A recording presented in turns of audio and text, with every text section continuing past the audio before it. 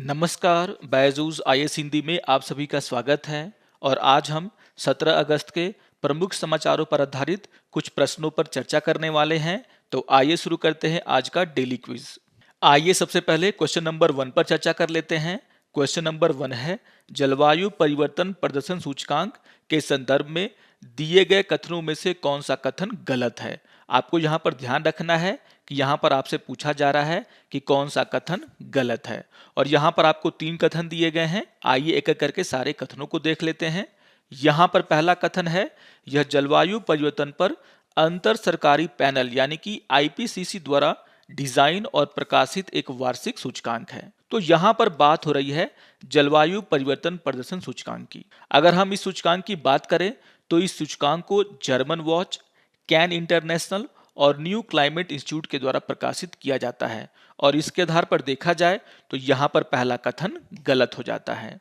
आइए देख लेते हैं दूसरे कथन को। दूसरा कथन है, यह हरित गृह गैस उत्सर्जन, अक्षय ऊर्जा, ऊर्जा उपयोग और जलवायु नीति के आधार पर राष्ट्रीय प्रदर्शन का आकलन करता है। तो ये बात बिल्कुल सही है। यहाँ पर जब ये सूचकांक बनाया जाता है तो किस देश के द्वारा अपने देश में किस तरीके से जलवायु नीति का पालन किया जा रहा है, उसे लागू किया जा रहा है, किस तरीके से उसके देश में अक्षय ऊर्जा को बढ़ावा देने का काम किया जा रहा है, ग्रीन हाउस गैसेस के उत्सर्जन को कम करने के ऊपर काम किया जा रहा है, इन सभी के आधार पर प्रदर्शन का आकलन किया जाता है और उसके आधार पर फिर रैंकिंग तय होती है। और इसके आधार पर अगर देखा जाए तो यहाँ पर दूसरा कथन बिल्कुल सही है।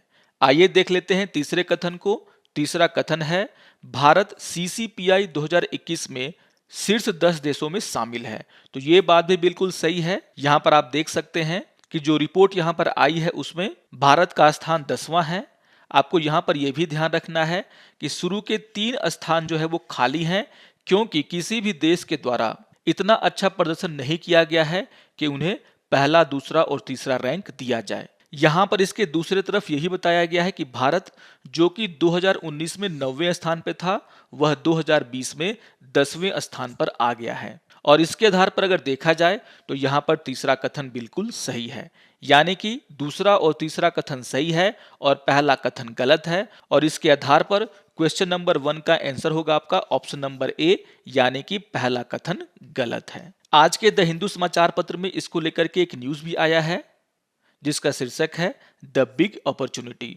आइए देख लेते हैं क्वेश्चन नंबर 2 को। क्वेश्चन नंबर 2 है, काला अजार यानी कि विसरल लिस्मेनियासिस के संदर्भ में दिए गए कथनों में से कौन सा गलत है। यहाँ पर आपको ध्यान रखना है कि यहाँ पर आपसे फिर से पूछा जा रहा है कि कौन सा कथन गलत है और यहाँ पर आपको 4 कथन दिए गए हैं। तो आइए एक एक करके सारे कथनों को देख लेते हैं।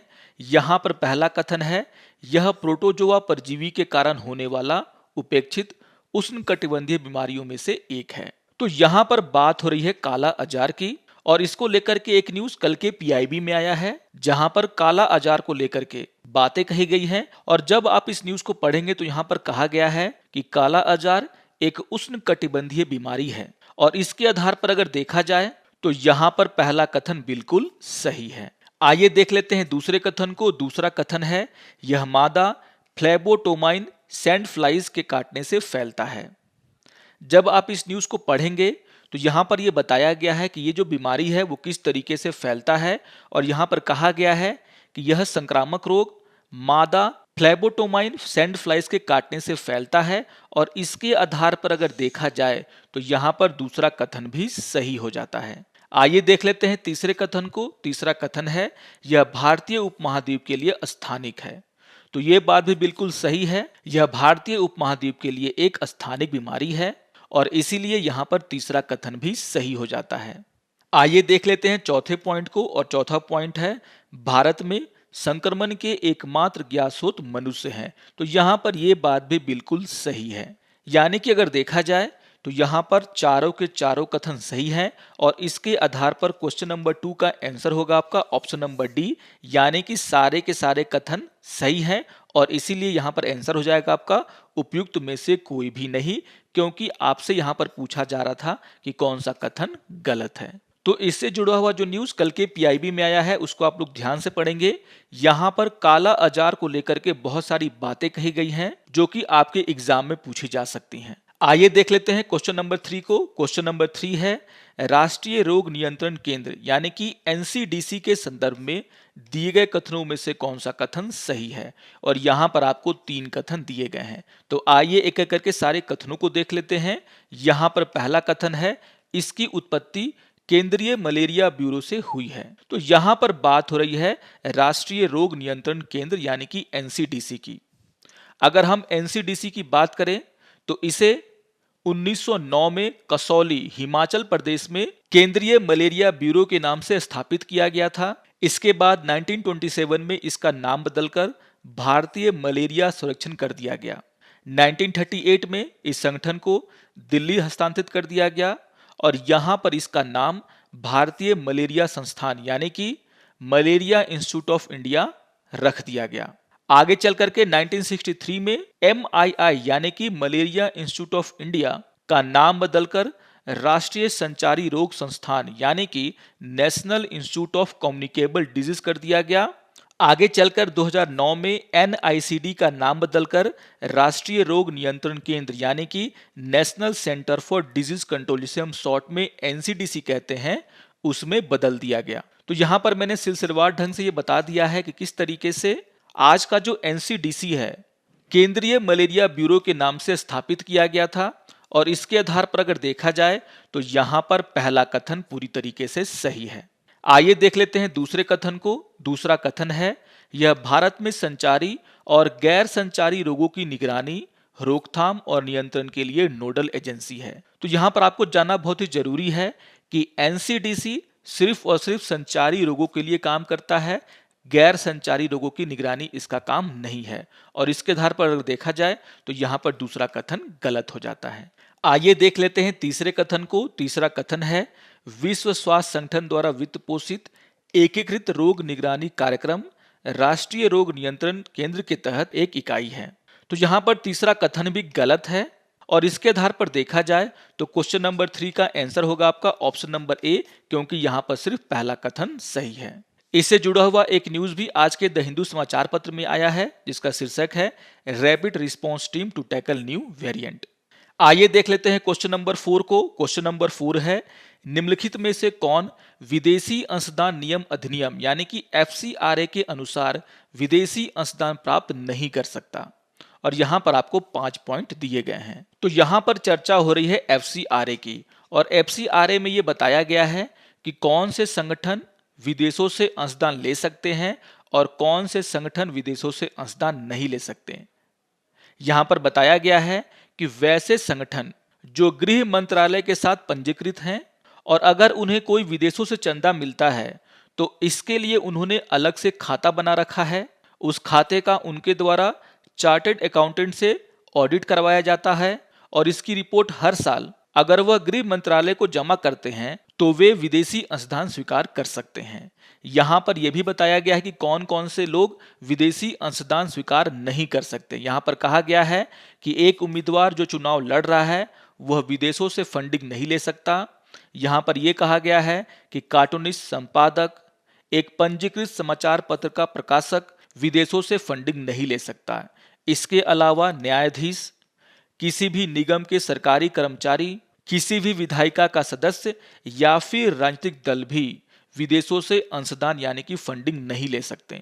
और इसके आधार पर अगर देखा जाए तो यहां पर क्वेश्चन नंबर 4 का आंसर हो जाएगा आपका ऑप्शन नंबर डी, यानी कि यहां पर दिए गए जो भी पॉइंट हैं वे सभी विदेशों से अंशदान नहीं ले सकते, क्योंकि यहां पर आपको राजनीतिक दल की चर्चा की गई है, चुनाव के लिए एक उम्मीदवार की चर्चा की गई है, किसी पंजीकृत समाचार पत्र का प्रकाशक का चर्चा किया गया है, किसी भी विधायिका का सदस्य, और 5वां पॉइंट है किसी पंजीकृत समाचार पत्र का संपादक या संवाददाता। और हमने अभी अभी देखा कि ये लोग विदेशों से अंशदान नहीं ले सकते FCRA अधिनियम के तहत, यानी कि क्वेश्चन नंबर 4 का आंसर होगा आपका ऑप्शन नंबर डी। इससे जुड़ा हुआ एक न्यूज आज के द हिंदू समाचार पत्र में आया है, जिसका शीर्षक है high court ask centre not to take any coercive step against NGO। इस न्यूज को भी आप लोग देख लेंगे। आइए अब एक प्रीवियस ईयर के क्वेश्चन पर चर्चा कर लेते हैं, जो कि 2019 में पूछा गया था। यहां पर क्वेश्चन नंबर 5 है, निम्नलिखित युगों पर विचार कीजिए। और यहां पर एक तरफ आंदोलन का नाम लिखा गया है और दूसरे तरफ इन आंदोलन के नायकों का नाम दिया हुआ है। तो आइए एक एक करके तीनों पॉइंट को देख लेते हैं। यहाँ पर पहला पॉइंट है अखिल भारतीय अस्पृश्यता विरोधी लीग, जिसके सामने लिखा हुआ है महात्मा गांधी। तो ये बात बिल्कुल सही है, यानी कि यहाँ पर जो पहला पॉइंट है वो पूरी तरीके से सुमेलित है। यहाँ पर दूसरा पॉइंट है अखिल भारतीय किसान सभा, और यहाँ पर उसके सामने लिखा हुआ है स्वामी सहजानंद सरस्वती। तो ये बात भी बिल्कुल सही है, यानी कि यहाँ पर जो दूसरा पॉइंट है वो भी पूरी तरीके से सुमेलित है। आइए देख लेते हैं तीसरे पॉइंट को, और तीसरा पॉइंट है आत्मसम्मान आंदोलन, जिसके सामने लिखा हुआ है ईवी रामास्वामी नायकर।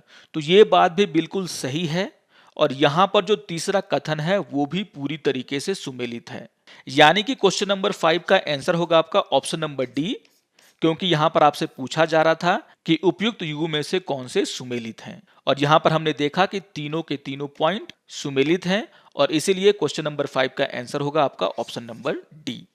आइए अब आज के तथ्य के ऊपर चर्चा कर लेते हैं, और आज हम चर्चा करने वाले हैं मध्यस्थता के तीसरे पक्ष का वित्त पोषण, जिसको लेकर के आज के द हिंदू समाचार पत्र में एक एडिटोरियल आया है, जिसका शीर्षक है case for third party funding. यहां पर अगर हम बात करें मध्यस्थता या मुकदमेबाजी फंडिंग में तीसरे पक्ष की, तो यह एक ऐसी अवधारणा है जहां पर एक विवाद के लिए एक असंबंधित पक्ष, यानी कि जिसका उस विवाद से कोई भी लेना देना नहीं है, उसके द्वारा दोनों पार्टियों में से किसी एक के लिए कानूनी लागत का वित्त पोषण किया जाता है, यानी कि उसके द्वारा यहाँ पर केस को लड़ने के लिए पैसे दिए जाते हैं। जो व्यक्ति यहाँ पर इस केस की फंडिंग कर रहा है, उसे बाद में जब भी इस केस का फैसला होता है और वहां पर उस व्यक्ति को कोर्ट के द्वारा जो पैसे दिए जाने का निर्णय लिया जाता है, उसमें से एक हिस्सा उस तीसरे व्यक्ति को दिया जाता है, यानी कि फंडिंग करने के बदले उस व्यक्ति को निर्णय लेने के बाद कुछ फायदा हो सकता है। यहां पर अगर हम इस तरह के फंडिंग की बात करें तो यह व्यापक रूप से वाणिज्यिक मध्यस्थता और दुनिया भर में विभिन्न मुकदमों में उपयोग किया जाता है, और इस एडिटोरियल में यह चर्चा की गई है कि क्या इसे भारत में लागू किया जाए, क्योंकि अगर ऐसा भारत में हो जाता है तो आप सभी जानते हैं कि बहुत सारे लोग मुकदमे सिर्फ इसलिए नहीं लड़ते क्योंकि उनके पास मुकदमों को लड़ने के लिए पैसे नहीं होते हैं, और इसी को लेकर के इस एडिटोरियल में चर्चा की गई है। तो इस एडिटोरियल को भी आप लोग ध्यान से पढ़ेंगे। आज के क्विज को खत्म करने से पहले एक और छोटी सी बात आपको ध्यान में रखना है। कल के डेली क्विज के क्वेश्चन नंबर 1 में अलकायदा के द्वारा जो अमेरिका पर हमला किया गया था, जिसे हम 9/11 के नाम से जानते हैं, वो हमला 11 सितंबर को किया गया था, और वहां पर भूलवश इस हमले का दिन 9 सितंबर चला गया है। तो इस बात को आप लोग ध्यान में रखेंगे कि वहां पर जो डेट है वो 11 सितंबर होगा, ना कि 9 सितंबर। आशा करता हूं कि आपको आज का ये डेली क्विज पसंद आया होगा। सारे क्वेश्चंस बहुत ही इंपॉर्टेंट टॉपिक से जुड़े हुए हैं। आप इन टॉपिक्स को पढ़ लेंगे, क्वेश्चन को रिवाइज कर लेंगे। अगर आपको ये वीडियो अच्छा लगे तो आप जरूर इसे लाइक करें, शेयर करें, और दूसरों को भी सब्सक्राइब करने के लिए प्रेरित करें। तो मिलते हैं डेली क्विज के अगले अंक में। तब तक के लिए नमस्कार और धन्यवाद।